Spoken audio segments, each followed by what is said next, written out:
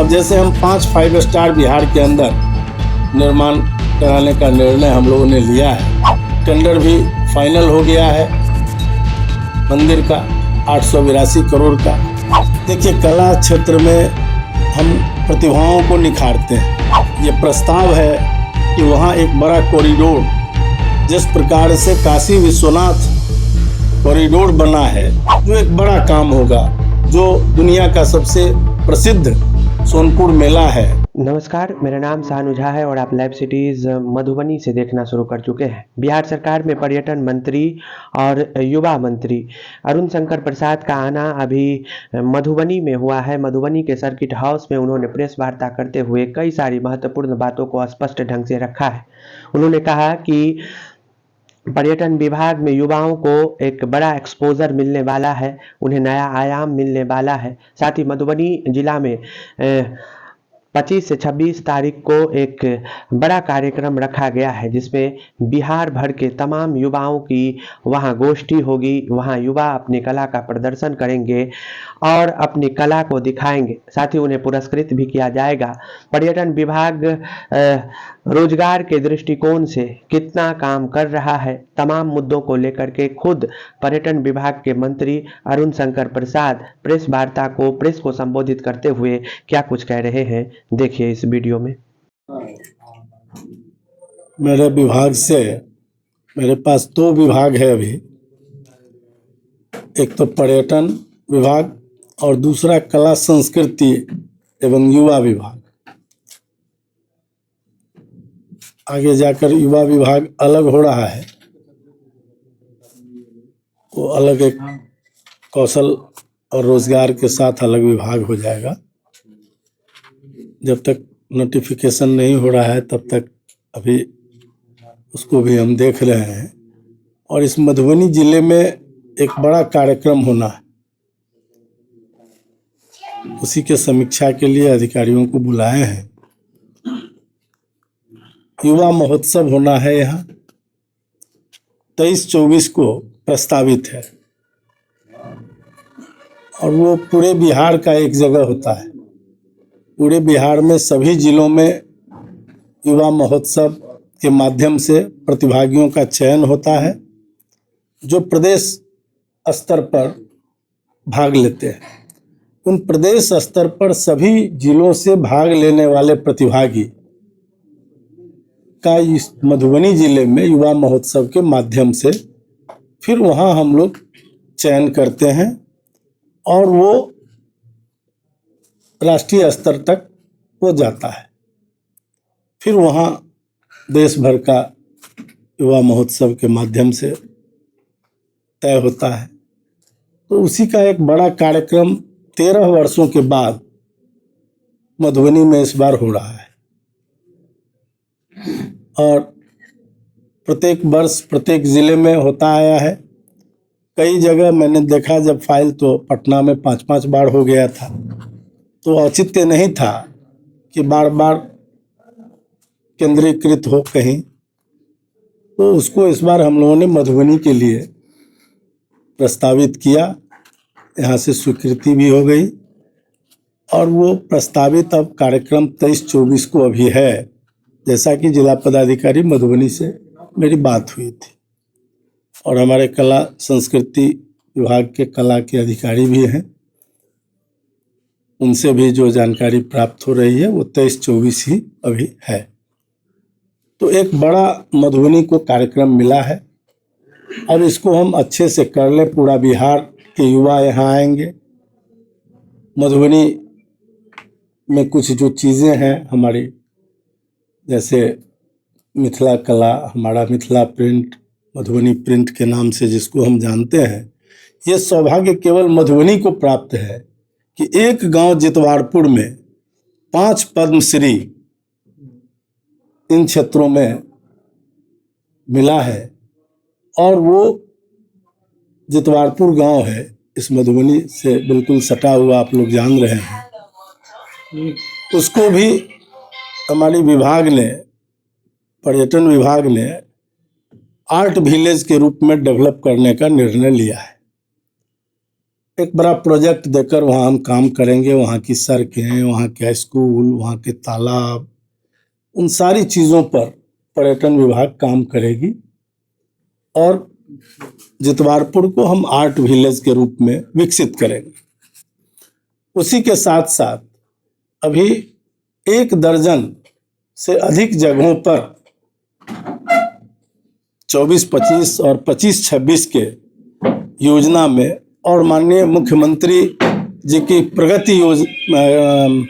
प्रगति यात्रा जो था उसमें जो उन्होंने आश्वासन दिया है, जो घोषणा किया है, उसके अनुसार राज्य भर में 33 योजना ली गई है, जिसमें कुछ मधुबनी का भी है और उसके अलग भी मधुबनी का 1 दर्जन से अधिक जगहों का पर्यटकों के लिए वहाँ विकास का कार्य होना है। चल भी रहा है कुछ जगह। अब अगली बार जब हम लोग आएंगे तो फिर सब जगह पर उसका मॉनिटरिंग भी करेंगे कि कहाँ तक काम बढ़ा है। विभाग में जब समीक्षा हमने किया तो पता चला कुछ 30% पूरा हो गया, कोई 50% पूरा हुआ है, कहीं 75% हुआ है। उसमें मुख्यमंत्री के प्रगति यात्रा के दौरान गिरजा स्थान जो फुलहर है, जहाँ राम सीता का पहला मिलन स्थली है, वहाँ भी 32 करोड़ के लगभग राशि आवंटित हो चुकी है। वहाँ कार्य भी आरंभ हो गया है जो पर्यटन विभाग का है। तो एक बड़े स्वरूप में मधुबनी में पर्यटन विभाग अपना काम कर रही है। और भी कुछ चीज़ें हैं जिसको आगे हम इसमें शामिल करने वाले हैं। अभी जैसे हमने कुछ जगहों पर आर्किटेक्ट भेजा है, उसकी संभावनाओं को तलाशने के लिए पर्यटन विभाग के द्वारा। जैसे बासोपट्टी में बभंदई तालाब है, जयनगर में बाबा पोखर है, फिर शिलानाथ स्थान है, कलानेश्वर स्थान है, करुणा है, बिशौल है। तो जो 4 पॉइंट भारत नेपाल परिक्रमा का है, जो 84 कोस का परिक्रमा होता है, जो 84 लाख योनि से मुक्ति का मार्ग बताया जाता है, हम उसके लिए भी एक बड़ा काम पर्यटन विभाग से करना चाहते हैं और उस पर अभी हम काम शुरू करने वाले हैं। तो वो जगह है, जैसे 4 पॉइंट है कि कलानेश्वर से परिक्रमा का डोला उठता है, कई साधु संत महंत निकलते हैं, उसमें हजारों हजार की संख्या में वहाँ रात्रि विश्राम करते हैं, वहाँ जमा होते हैं लोग। वहाँ से स्नान पूजा करके और वहाँ से फिर गिरजा स्थान के लिए प्रस्थान होता है और वहाँ के बाद फिर नेपाल के विभिन्न जगहों पर होते हुए गुजरते हुए वो परिक्रमा अंत में फिर कलानेश्वर आती है, जिसमें वो करुणा और बिशौल होते हुए आती है। उन जगहों पर भी रात्रि विश्राम होता है। तो ये 4 स्थल मोटा मोटी है, कलानेश्वर, विश्वामित्र, करुणा और गिरजा स्थान। इन चारों के मार्ग और बाकी यात्री सुविधा को ध्यान में रखकर हम लोग उस पर भी विचार कर रहे हैं। विभाग के बीच हमने ये विषय को रखा है और उस पर आर्किटेक्ट बहाल करके हमने भेजा है। उसके राजनगर के बारे में आप जान लीजिए। और बलिराजगढ़ पुरातत्व ASI जो भारत सरकार का है उसके अधीन है। उसमें स्वतंत्र रूप से पुरातत्व विभाग जो हमारा निदेशालय है वह कुछ नहीं कर पाता है। दूसरा है जो प्रश्न आपका, वो दरभंगा राज का। तो दरभंगा राज की ज़मीन प्राइवेट है, निजी। वो दरभंगा महाराज की ज़मीन है, वो सरकार की ज़मीन नहीं है। इसलिए जब तक वो हस्तांतरित नहीं करता है सरकार को, और निजी ज़मीन हम जबरन ले भी नहीं सकते, तो उस पर कोई सवाल ही नहीं उठता है कि वहाँ पर्यटन विभाग या कला संस्कृति विभाग या बिहार सरकार का कोई काम वहाँ हो पाए, जब तक कि वो दरभंगा राज हस्तांतरित नहीं करता है। हमसे जो पूर्व मंत्री थे मधुबनी जिले के आदरणीय नीतीश मिश्रा जी, मैंने उनसे भी पर्सनली जाकर मिला कि वहाँ के बारे में कभी हम लोग दरभंगा राज से बात किए हैं कि नहीं। तो उन्होंने कहा कि हम भी व्यक्तिगत रूप से भी और वैसे भी उस दरभंगा राज से हम लोग वार्ता किए हैं, वो लीज पर भी देने के लिए तैयार नहीं। तो अगर लीज पर भी दे देते तो कुछ लाइटिंग वाइटिंग का काम हम लोग कर सकते थे, लेकिन जब वो हमको देंगे ही नहीं तो ये एक सवाल जो हमेशा तैरता है मधुबनी जिले में, वो बेवजह तैरता है। आप हमें ज़मीन दिलवा दीजिए, हम निश्चित उसका विकास कर देंगे, उसके लिए सरकार बैठेगी नहीं। लेकिन वो देने का हो जाए, सरकार तो प्रयास कर रही है, लेकिन आप लोगों के प्रयास से, अगर किन्हीं के प्रयास से हो तो आप पहल कर सकते हैं। यही वहाँ की कमोबेश स्थिति है। कला क्षेत्र में रोजगार सृजन के लिए आपके मंत्रिमंडल का क्या प्रयास रहेगा? देखिए, कला क्षेत्र में हम प्रतिभाओं को निखारते हैं, और जो प्रतिभाएं निखरती है वो स्वतः रोजगार खोज ढूंढ लेता है। तो प्रतिभा किसी का मोहताज नहीं होता है, वो स्वयं रोजगार की ओर उन्मुख हो जाता है। जैसे ही हम कौशल विकास करते हैं किसी का, तो वो स्वयं रोजगार ढूंढने लगता है, रोजगार देने वाला भी हो जाता है। बहुत ऐसे कलाकार हैं जो कला के क्षेत्र में कई कलाकारों को रोजगार दे रहे हैं। तो ये इंटरलिंक्ड है रोजगार। हाँ, सीधे तौर पर हमने कहा है कि जो भी रिक्तियां हैं विभाग के अंदर या जो भी संभावनाएं हैं रोजगारोन्मुखी, उसको हम करेंगे। लेकिन पर्यटन के क्षेत्र को हम रोजगारोन्मुखी बना रहे हैं और है भी। अब जैसे हम 5 स्टार बिहार के अंदर निर्माण कराने का निर्णय हम लोगों ने लिया है, तो उन सारे में कर्मचारी रहेंगे निश्चित रूप से, तो उनको रोजगार मिलेगा। फिर उससे सटे हुए जो उसमें जो काम चलेगा उसमें रोजगार मिलेगा, उसमें जो सामग्री आएगी उसमें रोजगार होगा, उसके निर्माण में रोजगार होगा। उसके अलावे हम माँ जानकी की स्थली, जन्मस्थली, प्रकट स्थली पुनौरा धाम में माँ सीता का भव्य मंदिर भगवान राम के अयोध्या मंदिर के तर्ज पर निर्माण करा रहे हैं, जिसके लिए सीमांकन का काम हो गया, पाइलिंग का काम भी बहुत अंशों में पूरा हो गया है, जो उस दिन मैं जाके निर्देशित किया था और वो शुरू हुआ था। तो आगे भी बढ़ा है काम, टेंडर भी फाइनल हो गया है मंदिर का 882 करोड़ का।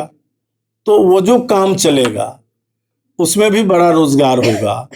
उसके बाद हम वहाँ कई तरह के और काम करने वाले हैं, और जैसे ही वो कॉरिडोर बन जाएगा, जैसे ही वो एक राम जानकी पथ जो है वो रामायण सर्किट के रूप में डेवलप होगा, तो स्वाभाविक है जब पर्यटक आएंगे तो मुंह बांध के तो रहेंगे नहीं, कहीं भोजन करेंगे, कहीं कुछ परचेज करेंगे, वो सारे लोग का रोजगार होगा। तो रोजगार स्वतः सृजन हो रहा है और हम उसमें और संभावना तलाश रहे हैं कि सीधे और अधिक हम रोजगारोन्मुखी कैसे पर्यटक को बनाएं। तो कई पीपी मोड में काम हम लोग लेने वाले हैं, जिसमें बहुत लोगों को रोजगार मिलेगा। इवेंट है हमारे पास, जो हेरिटेज है, उन हेरिटेजों पर हम लोग काम करेंगे कि उसको कैसे हम लोग कुछ इस प्रकार से बनाएं जिसमें रोजगारोन्मुखी हो जाए। तो ये सारे चीज़ पर काम चल रहा है और तेज गति से चल रहा है। अभी हम हरिहर क्षेत्र मेला के समापन में गए थे, अभी सोनपुर मेला कल 10 तारीख को, और वहाँ एक बड़ा काम होना है। बिहार सरकार का ये प्रस्ताव है कि वहाँ एक बड़ा कॉरिडोर, जिस प्रकार से काशी विश्वनाथ कॉरिडोर बना है, उसी तर्ज पर हम हरिहर नाथ क्षेत्र का भी एक व्यापक कॉरिडोर बना रहे हैं। उससे भी बड़ा कॉरिडोर का प्रस्ताव है। ये स्वीकृत होने के बाद उसमें कुछ तकनीकी काम है, जैसे अतिक्रमण हटाना, फिर भूमि अधिग्रहण का काम करना। इन सारे कार्यों के साथ जैसे ही बिहार सरकार से उसकी स्वीकृति प्राप्त हो जाती है, हम लोग उस काम को भी प्रारंभ कर देंगे, जो एक बड़ा काम होगा, जो दुनिया का सबसे प्रसिद्ध सोनपुर मेला है, 32 दिन के बाद कल हमने जाकर 10 तारीख को समापन किया है उसका, और आज भी वहाँ लोग इच्छुक हैं कि 10 दिन और मेला बढ़े। करोड़ों का वहाँ केवल घोड़े का खरीद बिक्री हुआ है। तो फिर से वो अपने पुराने स्वरूप में ही नहीं केवल लौट रहा है, बल्कि नया स्वरूप लिए हुए सोनपुर मेला अब दिख रहा है, जहां इस बार पुस्तक मेला। तो देखा आप लोगों ने जिस तरीके से पर्यटन विभाग के मंत्री अरुण शंकर प्रसाद जिन्हें अभी नई जिम्मेदारी मिली है। इससे पहले के सरकार में नीतीश मिश्रा फिर राजू सिंह को बनाया गया था। उसके बाद अब नई सरकार में जब इन्हें जिम्मेदारी मिली है तो मधुबनी जिला का उन्होंने चयन किया है और यहाँ एक भव्य कार्यक्रम यहाँ होने जा रहा है। उसके बाद पर्यटन के दृष्टिकोण से रोजगार के लिए सरकार कितनी सजग है, तमाम मुद्दों को लेकर के मंत्री ने स्पष्ट ढंग से सभी बातों को कहा है। ऐसे ही तमाम छोटे बड़े खबरों को लाइव सिटीज पर देखते रहे। तत्काल के लिए दीजिए इजाजत। नमस्कार, धन्यवाद।